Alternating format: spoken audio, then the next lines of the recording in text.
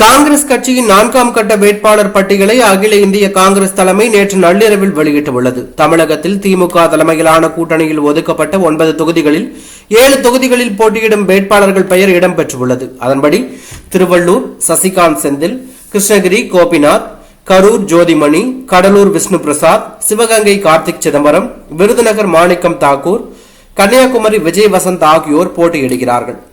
நெல்லை மற்றும் மயிலாடுதுறையில் போட்டியிடும் வேட்பாளர்கள் இந்த பட்டியலில் இடம்பெறவில்லை.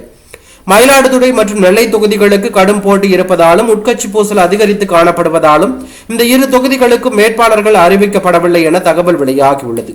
குறிப்பாக மயிலாடுதுறை தொகுதியில் காங்கிரஸ் கட்சி சார்பில் போட்டியிட ராமச்சந்திரன், திருநாவுக்கரசர், மகேந்திரன், பிரவீன் சக்கரவர்த்தி, மணிசங்கர் ஐயரின் மகள் ஆகியோரிடையே கடும் போட்டி நிலவி வருவதாக அரசியல் வட்டாரத்திலிருந்து தகவல் வெளியாகியுள்ளது.